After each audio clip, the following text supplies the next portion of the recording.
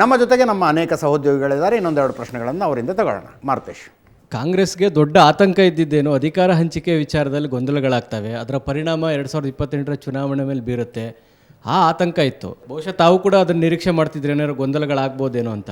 ಹೀಗಾಗಿ ಅವರು ಒಂದು ಹೊಸ ಅಂದರೆ 2028ರ ಚುನಾವಣೆ ದೃಷ್ಟಿಕೋನದಿಂದ ಕಾಂಗ್ರೆಸ್ ಈಗ ಅಧಿಕಾರ ಹಂಚಿಕೆಯ ಸುಲಲಿತವಾಗಿ ಮಾಡ್ಕೊಂಡಿದ್ದಾರೆ, ಬೇರೆ ಬೇರೆ ಆ್ಯಕ್ಟಿವಿಟೀಸ್ಗಳು ಮಾಡ್ತಿದ್ದಾರೆ. ಸರ್ಕಾರದಲ್ಲಿ ಚುನಾವಣೆಯ ಕಾರಣಕ್ಕಾಗಿ ಏನೇನು ತೀರ್ಮಾನಗಳನ್ನು ತೆಗೆದುಕೊಳ್ಬೋದು, ಭಾರತ್ ಜೋಡೋ ಯುವ ಸಂಘ ಥರದ ಒಂದು ಸಂಘಟನೆ ಮಾಡಿಕೊಂಡು ಕೇಡರ್ ಸೃಷ್ಟಿ ಮಾಡೋ ಪ್ರಯತ್ನಗಳನ್ನು ಕೂಡ ಅವ್ರು ಮಾಡ್ತಿದ್ದಾರೆ. ನಿಮ್ಮಲ್ಲಿರುವಂಥ ಗೊಂದಲಗಳನ್ನು ಯಾವಾಗ ಬಗೆಹರಿಸ್ಕೊಳ್ತೀರಿ? ಈಗ ನಿಮ್ಮ ವಿಚಾರದಲ್ಲೇ ಹೇಳ್ಬೋದು, ಅಧ್ಯಕ್ಷರ ಬದಲಾವಣೆ ಇದಕ್ಕೊಂದು ಕ್ಲಾರಿಟಿಯನ್ನು ನಿಮ್ಮ ಹೈಕಮಾಂಡ್ ಕೊಡ್ಲಿಕ್ಕೆ ಸಾಧ್ಯ ಆಗ್ತಾ ಇಲ್ವಾ? ವಿಜೇಂದ್ರ ಅವರು 28ರ ಚುನಾವಣೆ ನೇತೃತ್ವ ವಹಿಸ್ತಾರೆ, ಅವ್ರ ನೇತೃತ್ವದಲ್ಲಿ ಹೋಗ್ತೀವಿ, ವಿಪಕ್ಷ ನಾಯಕರಾಗಿ ಅಶೋಕ ಇರ್ತಾರೆ.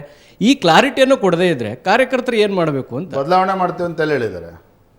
ಅಲ್ಲ, ವಿಪಕ್ಷ ನಾಯಕರನ್ನು ಬದಲಾವಣೆ ಮಾಡ್ತೇವೆ, ರಾಜ್ಯದ ಅಧ್ಯಕ್ಷರನ್ನು ಬದಲಾವಣೆ ಮಾಡ್ತೇವೆ ಅಂತ ಹೇಳಿದ್ದಾರೆ. ಯಾರು ಹೇಳಿಲ್ಲ. ನಿಮ್ಮ ಪಕ್ಷದೊಳಗೆ ಚರ್ಚೆಗಳಿದಾವೆ, ಗೊಂದಲಗಳಿದಾವೆ. ಅಲ್ಲ, ದಿಲ್ಲಿಯಿಂದ ಇಬ್ಬರು ನಾಯಕರು ಬಂದಿದ್ದರು. ಅವರೇನೋ ಇಲ್ಲೊಂದು 25-30 ಜನ ಸ್ಟೇಟ್ ಲೆವೆಲ್ ಲೀಡರ್ಸನ್ನ ಭೇಟಿ ಆದರು, ಅಭಿಪ್ರಾಯ ಕೇಳಿದ್ರಂತೆ. ಇವ್ರು ಹಿಂಗೆ ಅಭಿಪ್ರಾಯ ಕೊಟ್ಟಿರ್ಬೋದು, ಅವ್ರು ಹಂಗೆ ಅಭಿಪ್ರಾಯ ಕೊಟ್ಟಿರ್ಬೋದು ಅಂತ ಪತ್ರಕರ್ತರ ಮಧ್ಯದಲ್ಲಿ ಚರ್ಚೆ ಇತ್ತು.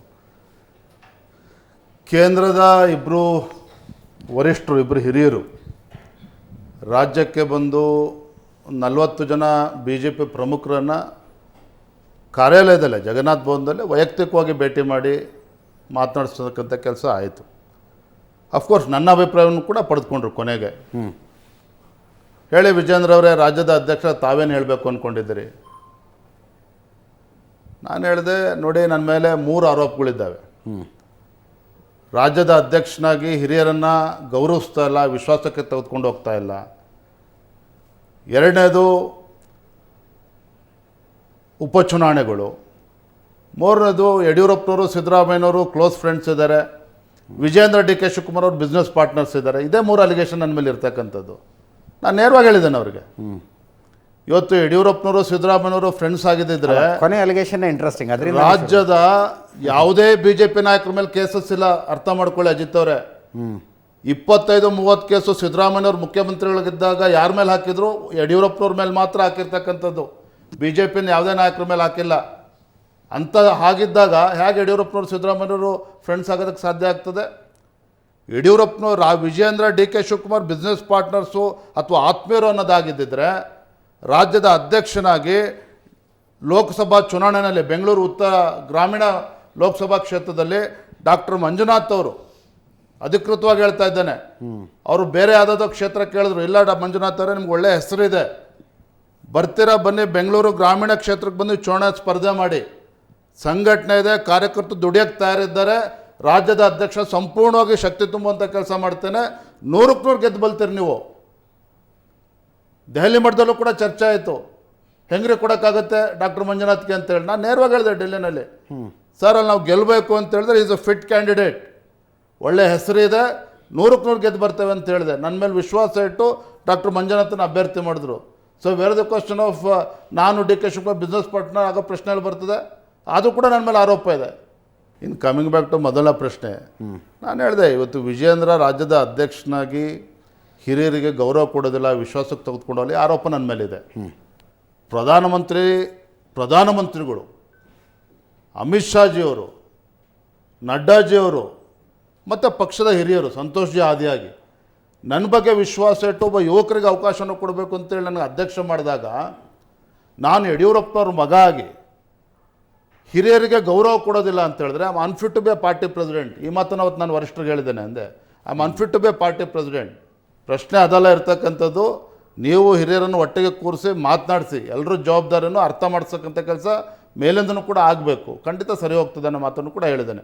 ಉಳಿದಿದ್ದು ಬೇರೆ ನಾನು ಹೇಳಿದ್ದೇನೆ, ಇಲ್ಲಿ ಚರ್ಚೆ ಮಾಡೋಂಥ ಅವಶ್ಯಕತೆ ಇಲ್ಲ. ಅದರ ಅರ್ಥ ಶತಾಯಗತಾಯ ನಿಮ್ಮ ನಾಯಕತ್ವವನ್ನು ಒಪ್ಕೊಳ್ಳೋದಿಲ್ಲ ಅಂತ ಕೆಲವರು ನಿಂತ್ಕೊಂಡಿದ್ದಾರೆ ಅಂತ ಅರ್ಥ. ಕೆಲವರು ನಿಂತ್ಕೊಂಡಿದ್ದಾರೆ ಅಂತ ಏನಾಗ್ತದೆ ಅಂದರೆ, ಕೆಲವ್ರಿಗೆ ವಿಜೇಂದ್ರ ಅಧ್ಯಕ್ಷರಿಗೆ ಬದಲಾವಣೆ ಆಗಿಬಿಡ್ತದೆ, ನಾವ್ಯಾಕೆ ಅವನ ಜೊತೆ ಹೊಂದ್ಕೊಳ್ಬೇಕು. ನಾನು ಮೊನ್ನೆ HD ಕುಮಾರಸ್ವಾಮಿ ಅವ್ರನ್ನು ಕೂಡ ಭೇಟಿ ಮಾಡಿದ್ದೆ. ನಾನು ಅವರು ಕೂಡ ಮುಕ್ತವಾಗಿ ಹೇಳಿದ್ದೇನೆ, ಕುಮಾರಸ್ವಾಮಿ ಅವರೇ, ನಮ್ಮ ಪಕ್ಷದ ಅನೇಕ ಮುಖಂಡರ ಬಗ್ಗೆ ನೀವು ನಂಬ್ತೀರಿ, ನಾನು 50% ನಂಬಿ ಸರ್ ಸಾಕು ಅಂತ ಮಾತನ್ನು ನಾನು ಹೇಳಿದ್ದೇನೆ. ಯಾವ ಮುಖಂಡ ಯಾಕೆ ಮಾತನ್ನು ಹೇಳ್ತಿದ್ದೇನೆ ಅಜಿತ್ ಅವರೇ, ರಾಜ್ಯದ ಅಧ್ಯಕ್ಷ ಸ್ಥಾನ ಅಂದರೆ ಹುಡುಗಾಟಿಕೆ ಅಲ್ಲ ಅಂದೆ. ಯಡಿಯೂರಪ್ಪನವರು, ಅನಂತಕುಮಾರ್ ಅವರು ಯಾವ ರೀತಿ ಸಂಘಟನೆ ಮಾಡಿದರೆ, ಪಕ್ಷ ಕಟ್ಟಿದರೆ, ಕಾರ್ಯಕರ್ತರು, ಪ್ರತಿಯೊಬ್ಬ ಕಾರ್ಯಕರ್ತರು ಕೂಡ ಗೊತ್ತಿದೆ. ಯಡಿಯೂರಪ್ಪನವರು ದೀಪಾವಳಿ ಬಂದರೂ ಕೂಡ ಶಿಕಾರಿಪುರ ಮನೆಗೆ ಬರ್ತಾ ಇರಲಿಲ್ಲ ಅಂದೆ. ಗಣೇಶನ ಹಬ್ಬ ಬಂದರೂ ಕೂಡ ಶಿಕಾರಿಪುರ ಮನೆಗೆ ಬರ್ತಾ ಇರಲಿಲ್ಲ. ಎಷ್ಟೋ ಬಾರಿ ರಾತ್ರಿ ಕಾರು ಕೆಟ್ಟೋದಾಗ ಕೆಂಪಸ್ ಹೊತ್ಕೊಂಡು ಗುಲ್ಬರ್ಗ, ರಾಯಚೂರು, ಬಳ್ಳಾರಿಗೆ ಹೋಗಿರ್ತಕ್ಕಂಥ ಅನೇಕ ಉದಾಹರಣೆಗಳಿದ್ದಾವೆ. ಯಡಿಯೂರಪ್ಪನವ್ರ ಮೇಲೆ ಮಾರಣಾಂತಿಕ ಹಲ್ಲೆ ಆಯಿತು ಶಿಕಾರಿಪುರದಲ್ಲಿ.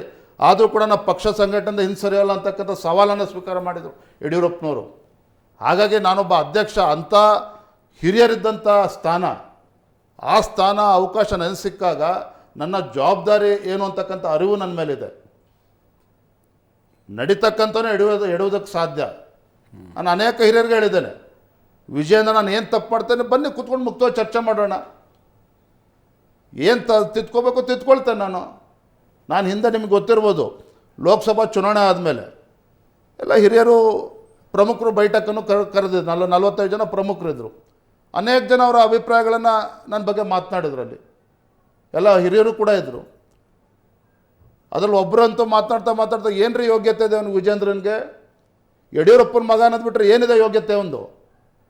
ನಿಮಗೆ ಹಿಂದುತ್ವ ಬೇಕು ಅಂತ ಹೇಳಿದ್ರೆ ಅವ್ನು ಮಾಡ್ಬೋದಿತ್ತು, ಸಂಘಟನೆ ವ್ಯಕ್ತಿ ಬೇಕು ಅಂದರೆ ಇವ್ರು ಮಾಡ್ಬೋದಿತ್ತು. ಎಲ್ಲ ರೀತಿ ನನ್ನ ಮೇಲೆ ಅವತ್ತು ದಾಳಿಗಳು ನಡೆಸಿದ್ರು. ನಾನು ಏನು ನನ್ನ ಸಿಟ್ಟನ್ನು ವ್ಯಕ್ತಪಡಿಸಲಿಲ್ಲ ಅಂದೆ. ನಾನು ಕೊನೆಗೆ 2 ನಿಮಿಷದಲ್ಲಿ ಮುಗಿಸಿದ್ದೀನಿ ಅವತ್ತು. ನೋಡಿ, ಇವತ್ತು ಯಾರು ತಾವೇನು ಮಾತನಾಡ್ತಿದ್ರು ನನ್ನ ಬಗ್ಗೆ, ಪಕ್ಷ ವಿರೋಧಿ ಚಟುವಟಿಕೆ ಮಾಡಿರ್ತಕ್ಕಂಥವ್ರು ನನ್ನ ಮೇಲೆ ಆರೋಪ ಮಾಡ್ತಾಯಿದ್ರಿ.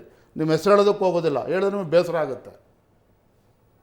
ಒಪ್ಕೊಳ್ತಾನೆ, ನಿಮಗಿರ್ತಕ್ಕಂಥ ಸಂಘಟನಾತ್ಮಕ ಅನುಭವ ನನಗೆ ಇಲ್ಲದೆ ಇರ್ಬೋದು. But don't question my commitment towards the party, don't question my integrity. ಈ ಮಾತನ್ನು ಅವತ್ತು ನೇರವಾಗಿ ಎಲ್ಲ ಹಿರಿಯರ ಮುಂದೆ ಹೇಳಿದ್ದೇನೆ. ಅವತ್ತು ಹೇಳಿದ್ದೇನೆ, ಇವತ್ತು ಹೇಳಿದ್ದೇನೆ, ಮುಂದೂ ಕೂಡ ಹೇಳ್ತೇನೆ. ಯಾಕೆ ನನಗೆ ಗೊತ್ತಿದೆ, ಇವತ್ತು ಹಿರಿಯರು ನನಗೆ ಅವಕಾಶ ಕೊಟ್ಟಾಗ ಯಾವ ರೀತಿ ಪಕ್ಷ ಮುನ್ನಡೆಸಬೇಕು ಅಂತಕ್ಕಂಥ ವಿಚಾರ ನನಗೆ ಗೊತ್ತಿದೆ. ಅನುಭವ ಇಲ್ಲ, ಅದಕ್ಕೆ 2-3 ವರ್ಷ ಅನುಭವ ತೆಗೆದುಕೊಂಡಿದ್ದೇನೆ. ವಿಶ್ವಾಸ ಇದೆ ನನಗೂ ಕೂಡ. ಅಂದರೆ ನನ್ನ ಬಗ್ಗೆ ನಾನು ಹೊಗಳ್ಕೊಳ್ತಾ ಇಲ್ಲ, ಅಂತ ಮುಖ್ಯಮಂತ್ರಿ ಅಭ್ಯರ್ಥಿ ಆಗಿದ್ದಾನೆ ಅಥವಾ ಭಾಳ ದೊಡ್ಡ ನಾಯಕ ಆಗಿದ್ದಾನೆ ಅಂತ ಹೇಳ್ತಾ ಇಲ್ಲ. ಒಂದಂತೂ ಸತ್ಯ, ನನ್ನ ಬಗ್ಗೆ ನನಗೆ ವಿಶ್ವಾಸ ಇದೆ.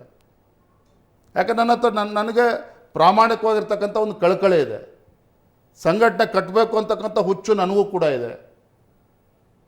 ಎಲ್ಲರನ್ನೂ ವಿಶ್ವಾಸಕ್ಕೆ ತೆಗೆದುಕೊಂಡು ಹೋಗಬೇಕು ಅನ್ನೋ ಅಪೇಕ್ಷೆ, ಆಸೆ ನನಗೂ ಕೂಡ ಇದೆ. ಅದನ್ನು ಮಾಡ್ತಾ ಇದ್ದೇನೆ.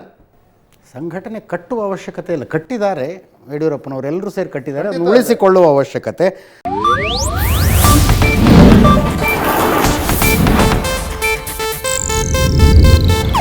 ಇದು ಏಷ್ಯಾನೆಟ್ ನ್ಯೂಸ್ ನೆಟ್ವರ್ಕ್ ಪ್ರಸ್ತುತಿ.